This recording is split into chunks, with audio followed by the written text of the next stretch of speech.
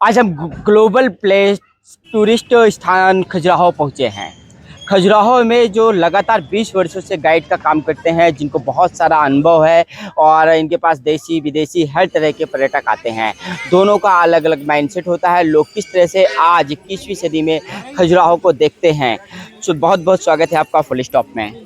जी, बताएँ। जैसे आप यहाँ गाइड का काम करते हैं तो कई तरह के लोग आते होंगे, आपका एक अलग अलग अनुभव होगा। सबसे पहले हम जानना चाहते हैं कि जो विदेशी पर्यटक आता है यहाँ पर, तो वो किस नज़रिए से देखता है खजुराहो को।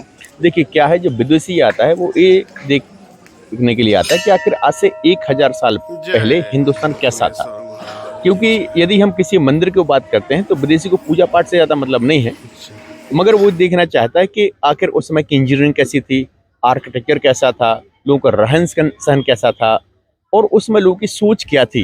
तो जब हम मंदिर को देखते हैं तो उसमें की एक प्रकार की डॉक्यूमेंट्री है जो संस्कृत की हमको मंदिर की दीवार की चारों तरफ दिखती है।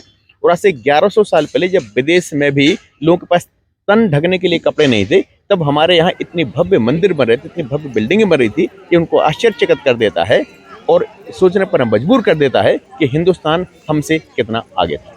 तो एक बड़ी बात आपने कही कि विदेश में लोगों के पास तन ढकने के लिए कपड़े नहीं थे, तो ये कैसे आपको अनुभव हुआ? क्या कभी किसी से कोई बातचीत हुई होगी? बिल्कुल, जैसे हम बात करें एक अमेरिका है, तो अमेरिका का इतिहास कितना है? मुश्किल से 300-400 साल और ये तो हमारे 1000 साल पहले का तो इतिहास ही हमें दिख रहा है। तो निश्चित तौर पर हम कह सकते हैं और जो फॉरेनर आते हैं वो भी कहते हैं कि भई हम इतने डेवलप नहीं थे और हमारे पास उतने संसाधन नहीं थे, जितने संसाधन आपके पास रहे होंगे और शायद वो संसाधन लॉस्ट हो गए हैं, वो हमको पता नहीं है। मगर ऐसा लगता है कि सुपर कंप्यूटर से भी आगे हमारा दिमाग था, जो खजुराहो के मंदिरों के लिए इस्तेमाल किया गया। बिल्कुल, लेकिन बहुत सारे जो इतिहासकार हैं वो बताते हैं कि पश्चिमी सभ्यता के मुकाबले हम बहुत पीछे थे। आज भी कहा जाता है कि भारत उतना विकसित नहीं है सोच से, समृद्धि से, जितना अमेरिका और जितनी भी विदेशी स्टेट हैं, कंट्रीज़ हैं वो। तो ये जो आप कह रहे हैं कि हम पहले ज़्यादा डेवलप थे, एक अंतर तो आ रहा है हम उनकी बातों में और आपकी बातों में। हाँ, अंतर निश्चित तौर पर आ रहा है क्योंकि हम बात करें 1000 साल पहले की, तो हम काफ़ी डेवलप थे। बाद में चूँकि हम लगभग 900 साल गुलाम रहे, तो जब जो व्यक्ति गुलामी में रहेगा, उसके पास इंडिपेंडेंसी नहीं होगी, वो कुछ चाहते हुए कुछ कर नहीं पाएगा, तो वो चीज़ें हमारे दिमाग के अंदर घर कर गई हैं और हमारा डिमोशन हुआ है। और यदि हम बाहर के लोगों की बात करें, जो पश्चिमी सभ्यता है, तो वो क्या है इलेक्ट्रॉनिक में आगे निकल गए या कंप्यूटर में आगे निकल गए, मगर हमारी जो इंजीनियरिंग है, उसके सामने वो बिल्कुल हम कह सकते हैं कि कंपेयर नहीं कर सकते क्योंकि आर्यभट्ट हमारे यहाँ पैदा हुए जिन्होंने जीरो को खोजा। हमारे यहाँ नवग्रह के बारे में जब हम बात करते हैं खजुराहो के मंदिरों में, तो उनको पता नहीं था कि नवग्रह कौन-कौन से हैं, क्या है। और हमारे यहाँ इतनी सटीक जानकारी थी कि जब भगवान राम पैदा हुए तो वाल्मीकि जी ने लिखा है कि सूर्य ग्रहण था, तो उनको सूर्य की दूरी पता थी और उनकी चाल पता थी, तभी वो सूर्य ग्रहण के बारे में उसमें डिपिक्ट कर पाए। ये विदेशियों के बस की बात नहीं है। बिल्कुल, तो अभी खजुराहो के इन मंदिरों को कैसे आप डिस्क्राइब करेंगे हमारे दर्शकों के सामने? जो विदेशी और देशी पर्यटक आते हैं वो आखिरकार किन मूर्तियों को देख कर के ज़्यादा आकर्षित होते हैं, कहाँ कम आकर्षित होते हैं? कई सारा अनुभव का खजाना 20 वर्षों का आपके पास तो होगा।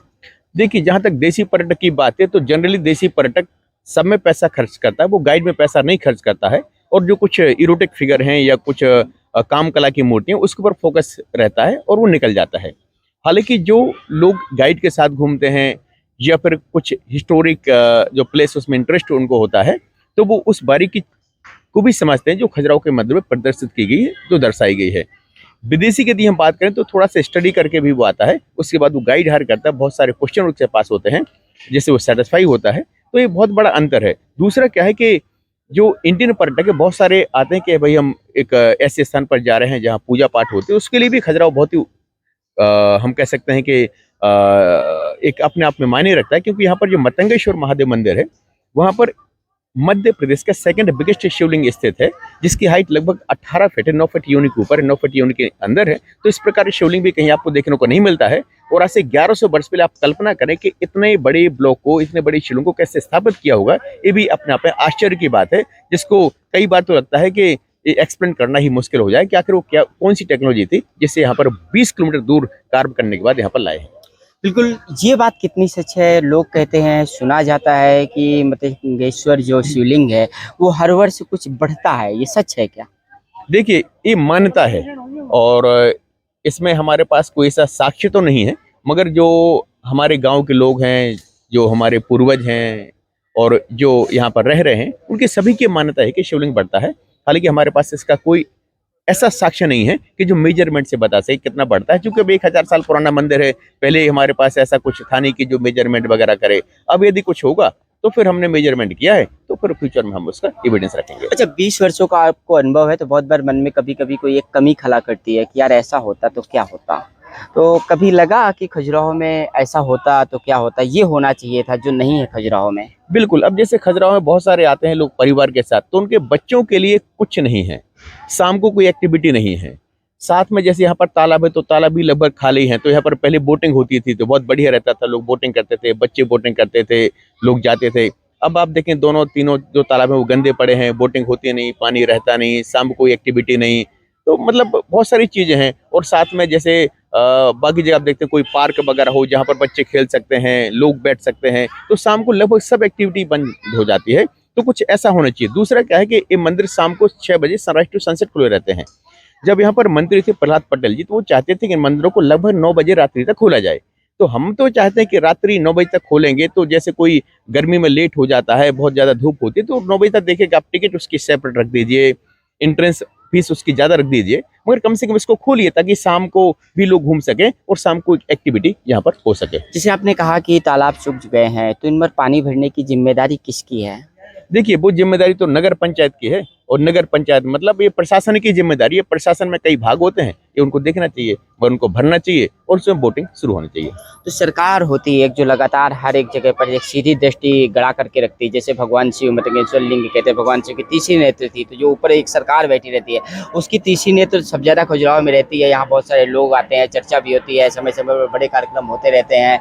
तो फिर वजह क्या है कि इस एक बात पर ध्यान नहीं दिया गया? देखिए, क्या है कि मुझे लगता है कि तीसरा नेत्र सरकार नहीं, बल्कि तीसरा नेत्र आप हैं। आपको सरकार को चेताना पड़ेगा। हम चौथे स्तंभ है ना? मेरे ख्याल से तो नहीं, आप हम लोग तो कर रहे हैं, ठीक है। हाँ। जी, जी। बाकी ये है कि हो सकता है कि लोगों को उसके ऊपर ध्यान ना जाता हो, क्योंकि कहते हैं कि जिसके पाँव न फटी बिमाई वो का जाना है पीर पर आई।